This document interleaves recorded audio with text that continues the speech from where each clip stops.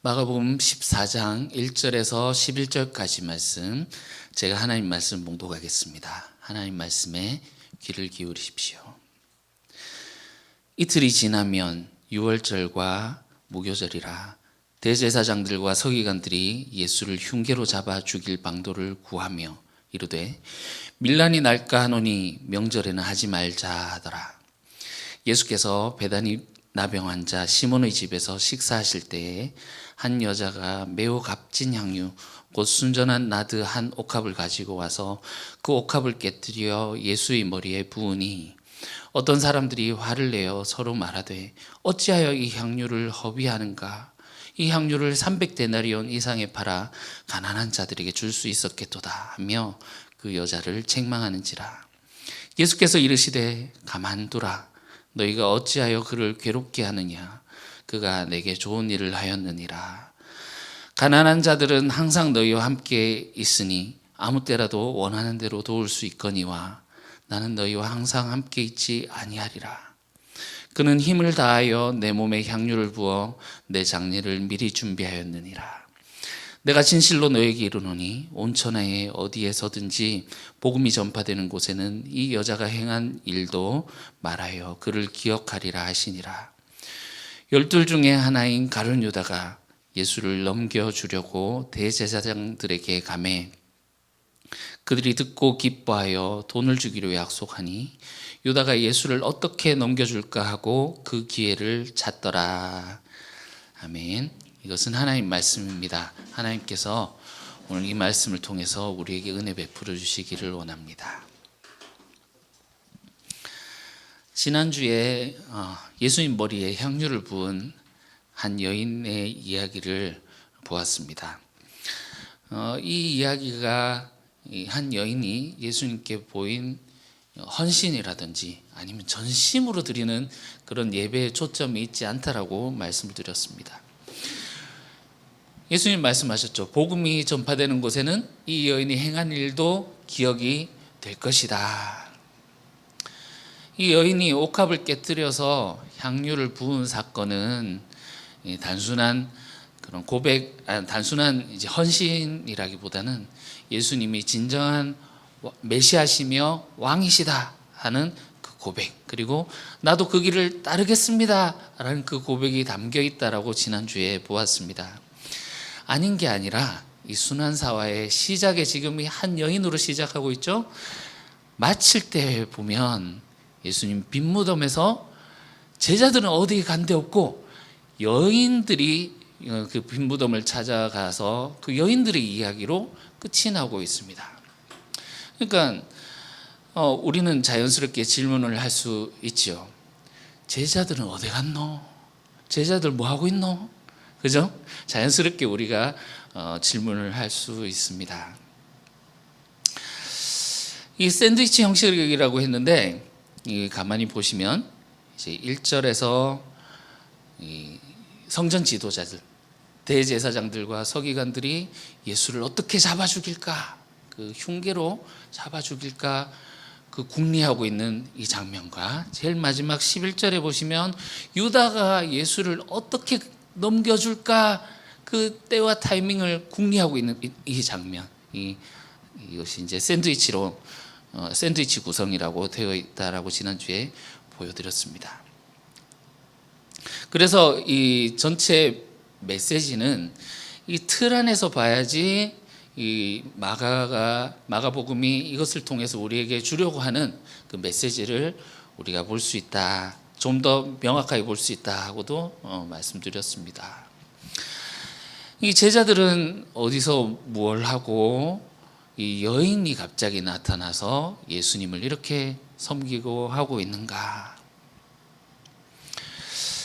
우리가 이제 이 샌드위치를 염두에 두고 이 본문을 보면 우선적으로 내부인과 외부인의 경계를 딱 갈라놓고 시작을 하고 있는 것 같습니다. 예수님이 성전에 계시지 않고 성전에서 나오셔서 성전의 심판 메시지를 하고 그것과 대조적으로 보이고 있는 이 베다니 나병 환자 시몬의 집에서 보이고 있는 이 두 하나님의 집, 오는 게 진짜 하나님의 집인가? 이게 성전은 외부자로 판명이 났죠. 예수님이 그곳을 향하여 심판의 메시지를 선포하셨고, 이제 여기서 진짜 하나님의 집에서 나병 환자, 그 우리 앞에서 쭉 봤다시피 소외당하고 가난하고 병든 자들 예수님이 고치시고 그들을 하나님의 백성으로 모으신 이곳이 진짜 하나님의 집이 아닌가.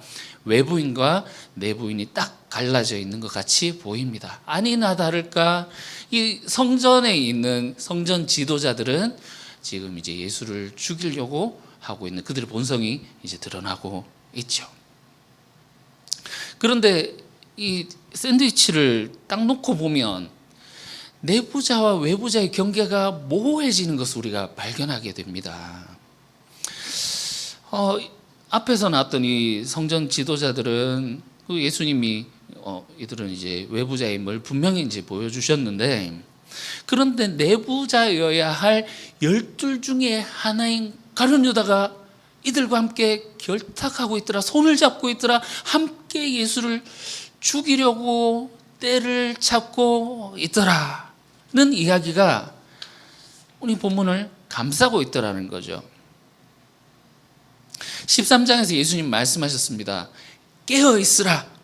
집주인이 떠날 때 그 종들에게 할 일을 다 맡겨주고 특히나 문지기에게 깨어 있으라는 사명을 주고 떠났다가 다시 돌아올 텐데 언제 올지 모른다고 하면서 그 때에 대해서 말할 때 보면 전부 밤이지요.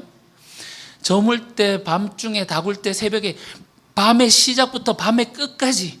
그 사실은 이제 주인이 돌아올 때 생각해 보면 이때는 이 교통이 발달했던 시기도 아니기 때문에 밤에 돌아온다라고 하는 것은 어떻게 보면 굉장히 부자연스러운 일입니다. 그런데 예수님이 의도적으로 밤에 올 것이니 너희는 깨어 있으라고 하신 이유는 이 세대가 밤과 같이 어두운 세대이기 때문에, 그래서 예수님이 오시는 그때 진정으로 새날에 새로운 해가 떠오르는 낮이 시작될 것이다 라는 것을 대비적으로 보여주시는 그 상징이라고 우리가 배웠습니다. 오늘 본문의 시작을 보면 밤이구나 하는 것을 우리가 볼 수 있습니다. 마치 마피아 게임처럼 마피아의 밤이 되었습니다 하면 전부 고개를 숙이고 있는데 마피아들이 고개를 이렇게 싹 들죠. 시민을 죽이기 위한 마피아의 밤이 되면 고개를 듭니다. 그리고 시민을 죽이게 되지요. 그것처럼 이 성전에서는 정말 거룩하게 제사 지내고 거룩한 옷을 입고 찬양하고 그 제사의 향기를 하나님께 올려드리니 대제사장들과 서기관들이 이 낮 동안에는 사람들 이목 때문에 행할 수 없었던 그 일들, 그러나 밤이 되니 본질이 드러나더라. 지금 어떻게 하고 있습니까? 예수를 잡아 죽이려고 흉계를 꾸미더라. 이 밤의 자식들임이 온전히 드러나고 있지요. 종교 지도자들이야 우리가 이제 예수님 성전 사역과 그리고 성전을 심판하시는 그 장면에서 많이 다뤘으니 이들은 그렇다고 치더라도 어떻게 이 가룟 유다가 그들과 결탁할 수 있는가? 우리는 가룟 유다 하면 딱 이미지가 있죠. 이 나쁜 놈, 똥물에 튀겨 죽일 놈. 오늘 이제 정인이가 뭐 그런 표현을 하더라고요. 메뚜기 같은 놈 이렇게. 왜 메뚜기가 나왔는지 모르겠지만 그런 가룟 유다 하면은 결과론적으로 우리가 알고 있으니까 결국 역사적으로 이가 예수를 팔아 넘겼던 그런 것을 우리가 알고 있으니까 이 나쁜 놈 하면서 결과론적으로 딱 나쁜 놈이라고 이미지를 찍어놓고 있지만 그가 예수를 팔 것이라고 하는 그 결과를 이렇게 걷어내고 그냥 그 이미지를 걷어내고 한번 봅시다. 가룟 유다라는 이 사람도 예수님이 직접 불러 모은 제자이지 않습니까? 상징적인 숫자를 가진 12 중에 하나, 이제 새로운 이스라엘로 새로운 백성으로 새로운 하나님 백성으로 불러 모은 이 가룟 유다, 그리고 진짜 이제 하나님의 백성이 된 예수님의 제자가 된 이 유다가 어떻게 예수님이 그 이제 심판을 선고하셨던 그 성전 지도자들과 함께 손을 잡을 수가 있는가? 물론 이제 요한복음 같은 경우에는 좀 설명을 해줍니다. 그가 도둑놈이고 돈을 사랑하기 때문에 스승이신 예수도 팔아먹을 수 있는 놈이다, 이렇게 설명을 해주긴 하지만, 마가복음에서는 가룟 유다가 예수님을 갑자기 이렇게 팔아넘긴 이유를 말하고 있지 않습니다. 그러나 우리는 이제 스토리 진행상으로 추정해 볼 수는 있겠지요. 아마 학자들은 이렇게 추정을 합니다. 13장에 예수님이 말씀하신 그 설교를 듣고 마음을 굳혔을 것이다. 가룟 유다라는 이름 자체가 이제 뭐 여러 가지 의미가 있습니다.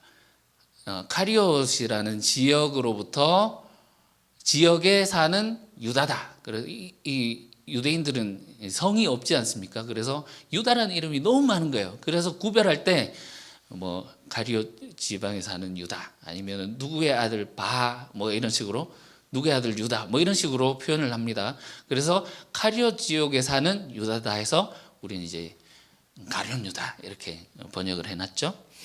또는 이스카리옷이다라고 혹자들은 얘기를 하는데, 이스카리옷이라는 말은 시카리, 그 열심당들이 차고 다녔던 단도 아시죠? 이것을 시카리라 부르는데, 여기에서 이제 이 시카리란 말이 이스카리옷이라는 말에서 파생된 말이라고 합니다. 그러니까 유다가 열심당원이었구나. 그래서 이 유다가 그 칼을 차고 다니고 그 이스라엘의 광복을 꿈꾸었던 그 열심당원임을 말하는 그것이 바로 이 가롯이 말하는 것이 그것일 것이다 얘기를 하기도 하고, 거짓의 아들이라는 의미도 있습니다. 이스카리옷이라는 것에. 그래서 거짓의 아들이다라는 것으로 붙여진 별칭이다라고 하기도 합니다. 그런데 어쨌든 이 가룟이라는 의미가 무엇이든지 관계없이 13장의 예수님 설교가 무엇이었습니까? 이렇게 좀 종합을 해보고 우리가 그 마가복음의 상황을 통해서 그것을 많이 보았지 않습니까? 무력을 동원해서 이 대이스라엘 왕국의 그 광복을 꿈꾸고 다윗 왕국을 재건하려는 이 열심당원의 거짓 메시지에 속지 말라는 것이었죠. 그리고 어땠습니까? 하나님을 신뢰하고 하나님의 방식으로 하나님이 그것을 이루실 날이 올 테니, 그러나 그 날이 언제 올지는 아버지만 알고 계시니 하나님을 신뢰하고 하나님을 신뢰함으로 깨어서 기다리라 라는 것이 13장의 메시지였지 않습니까? 이 열심당이었는지 아니었는지 뭐 정확하게 알 수는 없지만, 어쨌든 이 유다는 예수님의 그 말씀을 듣고 나서 자기가 지향하고 꿈꾸고 있는 그 이스라엘의 회복과 예수님이 가시는 길이 다르다는 것을 확인했을 것입니다.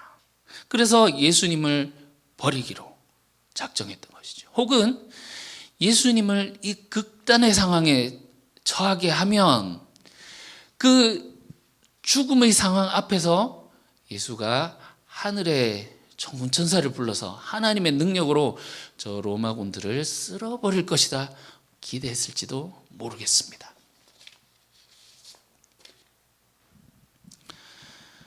결국 이 내부자인 유다가 외부자와 손을 잡고 결탁한 이유는 그의 생각과 예수님의 생각이 달랐던 것이지요. 예수님의 가르침을 듣고 자신의 생각을 고치기보다는 자신의 생각을 가지고 예수님을 이렇게 넘겼던 것입니다. 그런 의미에서 이 외부자인 이 유대 지도자들과 이 가룟 유다가 공통점이 있습니다. 지금 이제 외부자로 딱 판명 났고 지금 밤에 속해 있고 딱 보이지만 사실 이들의 입장에서 보면 그들은 성전을 중심으로 한 내부자이지 않습니까? 성전이 있고 거룩한 제복을 입고 제사를 하고 있는 하나님 백성의 내부자 중에 내부자란 말입니다.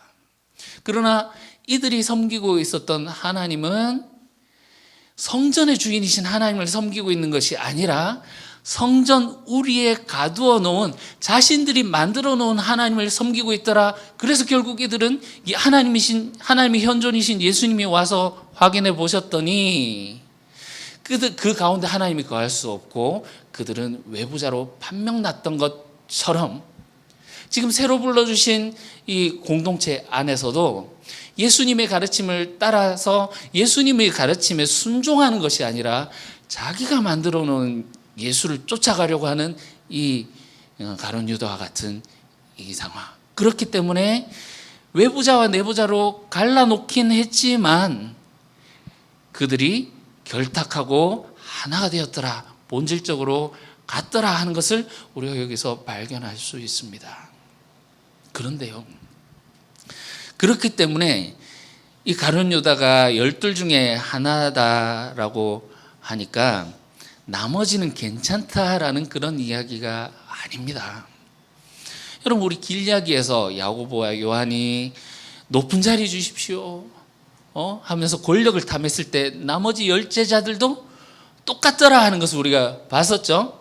그런 것처럼 가룟 유다는 여기서 예수를 넘겨줄 기회를 찾고 있더라. 하지만 다른 제자들도 똑같다라는 것을 우리는 14장 안에서 확인하게 될 것입니다. 나머지 제자들도 생명의 위협을 받게 되는 그때, 예수님이 붙잡혀가는 그때 모두 다 예수님을 배반하고 도망갈 기회를 붙잡고 도망가 버리고, 수제자인 베드로조차도 예수님을 부인하고 마지막에는 예수님을 저주하면서 맹세하는 그런 부인하는 장면을 우리가 보게 될 것입니다.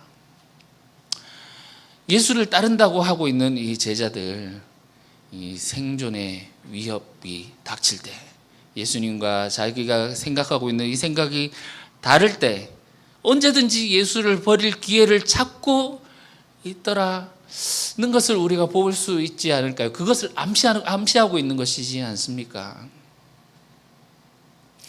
이 샌드위치를 통해서 오늘 이 본문이 우리에게 보여주고자 하는 것은 베드로도 다른 제자들도 아닌 이름 모를 한 여인이 유월절 이튿날 전에 예수님의 죽음을 애도하고 자신도 그 길을 가겠노라고 신앙 고백하고 있더라는 것을 보여주고 있는 것입니다.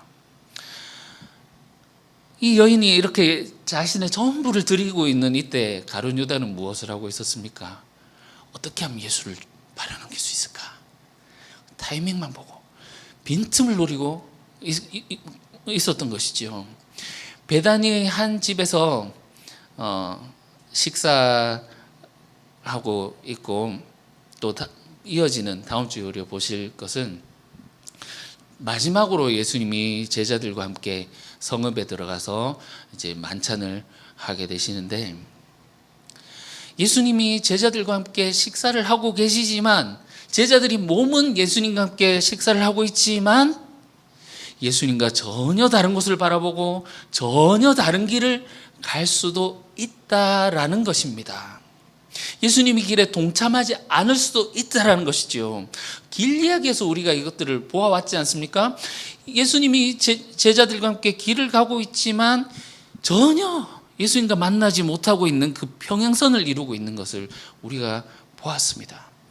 예수님은 다른 사람들을 위해서 나의 생명을 주는 길을 가야 된다, 십자가의 길을 가야 된다, 3번씩이나 그 길에 대해서 말씀하시지만 제자들은 늘 높아지려고 하고 누가 더 크냐 막 싸우고 끊임없이 자신이 1등이 되려고 하는 그것을 탐하는 그런 예수님과 평행선을 이루고 있는, 예수님과 만나지 못하는 것을 우리가 보았습니다. 우리가 예수님을 믿는다고 하고 교회 나와서 공동 식사를 하고 우리 또 성찬에 참여하면서 예수님 몸에 동참합니다. 고백하고 있지만 우리가 이 제자들과 똑같은 모습을 할 수도 있다라는 겁니다. 예수님의 길을 따라가고 있습니까? 아니면 우리는 세상의 질서, 외부자의 질서와 함께 결탁하면서 양다리를 걸친 채로 이렇게 살아가고 있습니까? 돋보일 국리, 남들보다 높아질 국리, 남들보다 어떻게 하면 돈을 더 많이 벌 수 있을 것인가? 이런 생각들. 이것은 가룟 유다의 행동과 다를 바 없다라는 것입니다. 또한 이 가룟 유다의 행동은 예수를 어떻게 죽일까 궁리하는 대제사장들과 서기관의 행동과 같고, 이것은 그들이 배후에서 조종하는 사탄이 예수를 삼키려고 하는 그 일과 똑같다라는 것을 보여줍니다. 결과적으로 이들은 밤에 속한 자들이며 어둠의 자식이다라는 말입니다. 외적으로 볼 때는 성전 지도자들처럼 아까도 말씀드렸습니다만 이 하나님의 임재를 상징하는 그 거룩한 성전에서 거룩한 옷을 입고 하는 것처럼 외적으로 볼 때는 굉장히 거룩한 모습으로 보입니다만 정말 그들의 실상을 까보니 그들은 어둠의 자식이다 드러난 것처럼 우리가 외적으로는 교회에 나와서 하나님께 예배드리고 하고 있지만 정말 우리가 예수님에 가는 그 길과 동참하지 않을 때 이것이 반은 그리스도인이고 반은 이렇게 반반 나눠서 할 수 없는 것처럼 우리가 먹는 음식에 오물이 떨어졌을 때 그 음식을 전체를 먹을 수 없는 것처럼 우리가 이렇게 세상의 질서와 결탁하고 있으면 결론적으로 우리는 하나님의 백성이 아닌 사탄의 자녀다라는 것을 보여주는 거죠.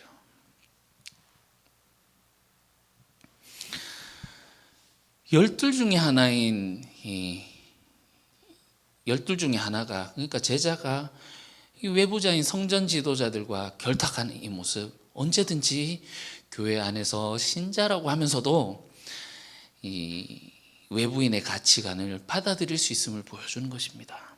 또한 그것을 공동체 안으로 가져올 때 공동체가 배에 구멍이 나고 이 가룟 유다의 이 사건이 트리거가 되어서 제자들이 배반과 그 베드로의 부인으로 이어지며 결국 이 공동체가 파산하고 파국으로 치닫게 되겠구나 하는 것을 볼 수 있지요. 그 중에 하나가 우리를 파국으로 정말 우리 공동체를 하나님 나라 공동체를 허물 수 있는 그 요인 중에 하나가 돈이더라 하는 것도 이 본문이 보여주고 있습니다. 유다가 대제사장들에게 가니 돈을 넘겨주더라. 그 의도 안에 돈을 위한 것이 있겠구나 우리가 볼 수 있습니다. 예수님 계속 말씀하셨죠. 지팡이 외에 돈을 가지지 마라. 나와 복음을 위해서 집이나 자식이나 전토나 아무것도 소유하지 말아라. 다 버려야 된다. 그런데도 제자들은 그 떡을 떼어 주려는데 예수님 돈이 필요한데요. 200데나리온이나 필요하겠습니다. 계산이 엄청 빠른 거죠. 딱 얘기하지 않습니까? 그것이 지금 이 바깥을 둘러싸고 있는 이것이 지금 안의 본문과 연결됨을 보이시죠? 여인이 기름 붓는 거 보고 저거 300데나리온에 팔 수 있을 텐데 300데나리온 이상으로 받을 수 있을 텐데 저거 팔아가지고 가난한 자들 주지.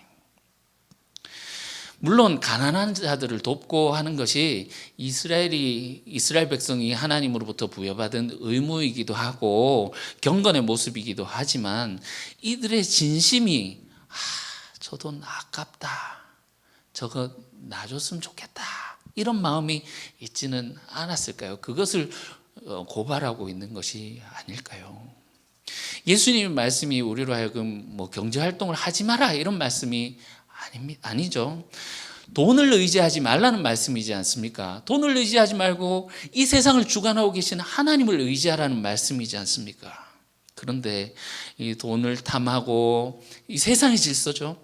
이 세상 염려에 발목 붙잡혀서 거기에서 전전긍긍하며 하나님 말씀하시는 그 말씀과 이 세상이 주는 이 질서 사이에서 갈팡질팡하면서 어쩔 줄 몰라 하며 하나님 나라에 결실을 하지 못하는, 씨가 뿌려졌지만 그 말씀을 결실하지 못하는 그들이 가룟 유다를 만들어낸다라는 것을 보여주는 것입니다. 우리가 내부인일지라도, 지금은 내부인일지라도 언제든지 이것이 외부인으로 미끄러지게 할 수 있다, 우리를 경고하는 그런 부분 말씀이다라는 것이지요. 우리는 지금 예수님이 십자가를 앞두고 있는 것을 볼 수 있습니다. 예수님이 베다니 시몬의 집에 계시다는 것은 우리에게 예수님이 지금까지 해왔던 모든 사역들, 1장부터 지금까지 해왔던 모든 사역들을 이 한 그림 안에서 보여주고 있는 것과 동시에 앞으로 이제 진행되는 이 순환사와 예수님이 십자가의 길을 올라가시는 그 길이 무엇을 위한 것인지, 무엇을 목적으로 두고 있는 것인지를 명확하게 한 그림으로 보여주는 장면이라고 보입니다. 1장에서 예수님이 나병 환자를 깨끗하게 하셨을 때 그 나병 환자가 어디에 있었습니까?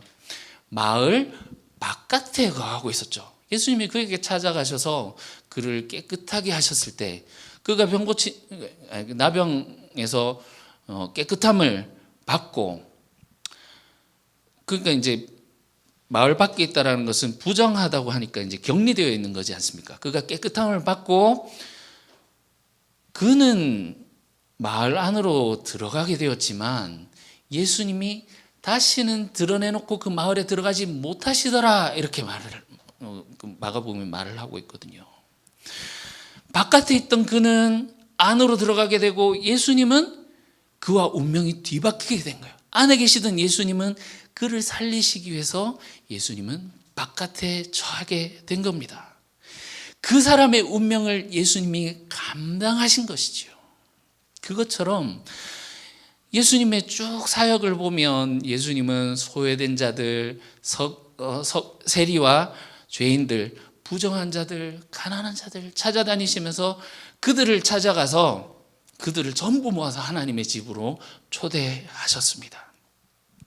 이제 예수님이 지실 이 십자가는 세상의 모든 죄, 부정함, 저주들 전부 다 예수님이 짊어지고 그들과 운명을 바꾸시는, 그들에게 생명을 주기 위해서 자신의 생명을 드리는 그 십자가의 길을 올라가시는 길이라는 겁니다.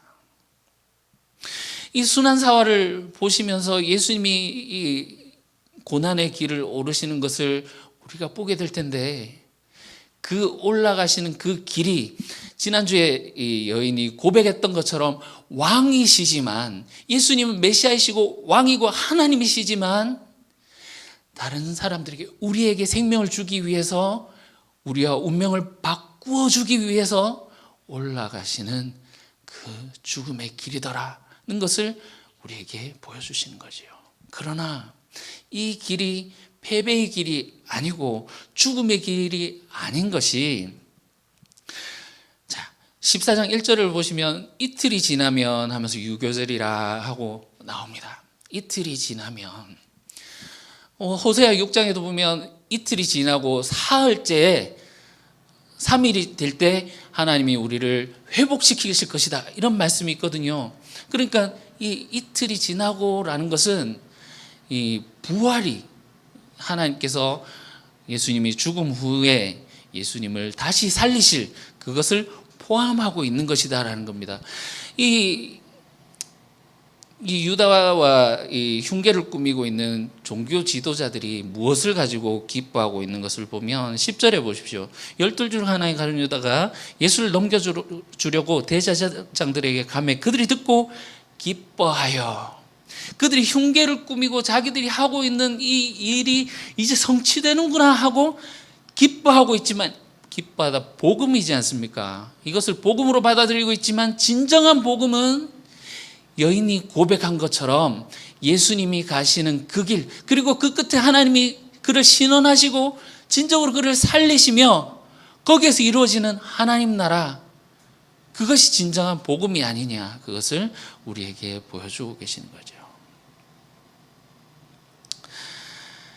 이 가룟 유다를 비롯한 다른 제자들은 무엇을 하고 있는지 모르는 이때, 예수님과 동상이몽을 꾸고 있는 이때 한 여인이 예수님의 운명에 동참하겠다고 나섭니다.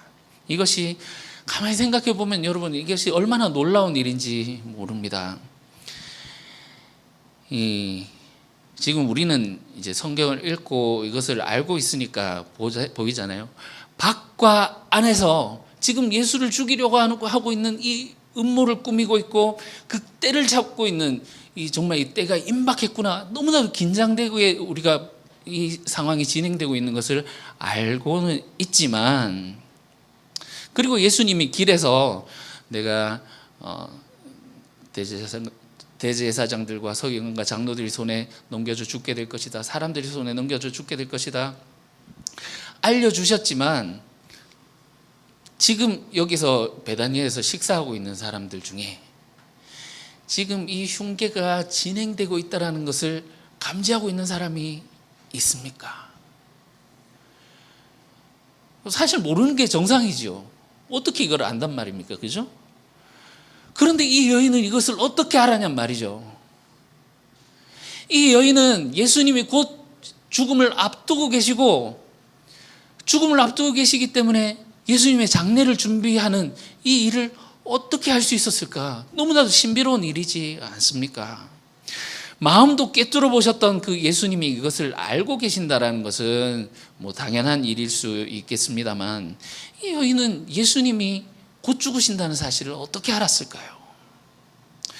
이 여인이 여기 베다니 출신일 수도 있고, 아니면 예루살렘 주민인데 이렇게 따라왔을 수도 있고, 또는 그 갈릴리부터 예수님을 따라다녔던 사람들이 있잖아요. 그래서 뭐 갈릴리 출신이라서 예수님의 가르침을 쭉 지금까지 들어왔다라고 이렇게 이해를 하려고 해도 도무지 이게 설명이 되지 않는 부분이지 않습니까?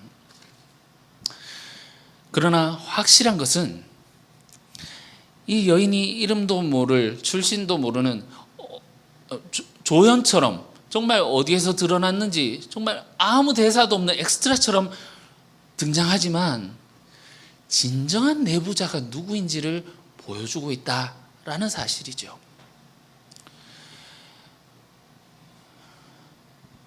아마 마가가 이 여인을 익명으로 처리한 것은 우리 읽고 있는 독자들의 이름을 이 관로 안에 집어넣으라는 그런 진정한 제자로의 초대가 아닐까 생각이 듭니다. 제자들은 이제 반면교사로, 마가는 처음부터 끝까지 제자들을 후드려 패고 죽을 때까지 패고 세대도 때립니다. 그런데 그렇게 제자들을 겁나 까지만 예수님의 복음을 전해들은 우리는 이 자신이 가진 모든 것을 드렸던 이 여인처럼 진정한 제자의 길에 동참하라고 우리를 이곳에 부르고 있는 것이 아닌가 생각이 듭니다. 옥합을 깨뜨려서 기름을 부었던 이 여인처럼 당신은 메시아이시며 우리의 왕입니다 라는 그 고백, 그리고 그것이 완전히 깨어서 자신이 가졌던 모든 것을 드렸던 이 여인, 마치 성전에서 두 렙돈 한 고드란트를 자신의 생활비 전부, 생명 전부를 바쳤던 그 여인처럼 나의 생명을 드리오니 당신 뜻대로 사용하시옵소서 고백하는 이 고백에 동참하라는 그런 우리를 향한 그런 권면이 아니겠습니까? 마지막으로 한 얘기만 하고 마치도록 하겠습니다. 지난주에 이 본문이 순환사화를 이끌고 가는 그런 본문이라고 말씀드렸습니다. 얼핏 보기에는 밤에 속한 자들의 이 음모가 성공하는 것처럼 보여집니다. 그런데 가만히 뜯어보면 모든 것이 그들의 뜻대로가 아니라 하나님의 뜻대로 이루어지는 것을 우리는 볼 수 있습니다. 그들의 원래 작전은 뭐였습니까? 1장 1, 2절에 보시면 그들의 원래 작전은 명절엔 하지 말자. 밀란이 일어날 수도 있잖아. 명절에 이스라엘의 모든 남자들이 다 모이는 사람들이 많은 그곳에서 공개적으로 이것을 행하게 되면 사람들이 이상하게 생각하고, 왜냐하면 또 예수님 워낙 인기가 많으니까요. 밀란이 일어날 수도 있겠다. 6월절에는 하지 말자 하는데 정확하게 6월절에 이루어지게 됩니다. 13장에서 예수님이 그날과 그때는 아버지만 아신다 이렇게 말했잖아요. 이 권력자들이 설계한 시간표대로 흘러가지 않고 구속 역사의 섭리는 하나님의 뜻에 있다라는 겁니다. 예수님이 제자들과 베다니에 잠행한 것으로 보입니다. 낮에는 성전에 가서 사역을 하셨지만 밤에는 요즘처럼 CCTV가 있는 것도 아니고 그들이 예수가 어디 있는지 찾으려고 해도 찾을 수가 없었을 것입니다.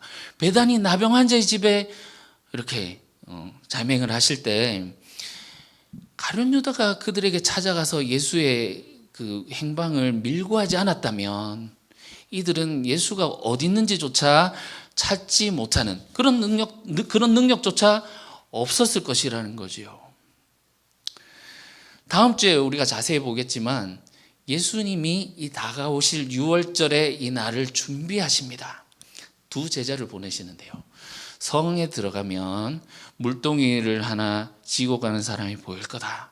그를 따라가면 그가 들어가는 집이 있을 것인데 거기에서 사람에게 물어봐라. 그러면 우리가 6월절을 지내게 될 모든 준비가 된 곳을 발견하게 될 것이다. 너희는 거기서 준비하고 있으라 보내십니다. 예수님이 이제 앞으로 어떻게 진행될 것인지 다 알고 하나님의 그 시간표를 컨트롤하고 계시는 것이지요. 여러분, 이 세상은 권력자들이 계획하고 그들이 음지에서 모략에 의해서 이렇게 하고 있는 것으로 인해 흘러가는 것처럼 보입니다. 그렇지만 이 모든 것은 하나님의 뜻대로 이루어지고 있고 하나님의 시간표대로 진행되고 있음을 우리는 보게 될 것입니다. 13장에서 예수님 말씀하셨습니다. 어느 날 갑자기 집주인이 오실 것이다. 그 집주인이 오실 때 세상의 끝에서 밤에 속했던 자들은 모두 다 밤의 주인과 함께 심판에 처하게 될 것입니다. 여러분, 우리는 어디에 속해 있습니까? 오늘 질문은 우리에게 묻고 있습니다. 당신들은 외부자입니까? 내부자입니까?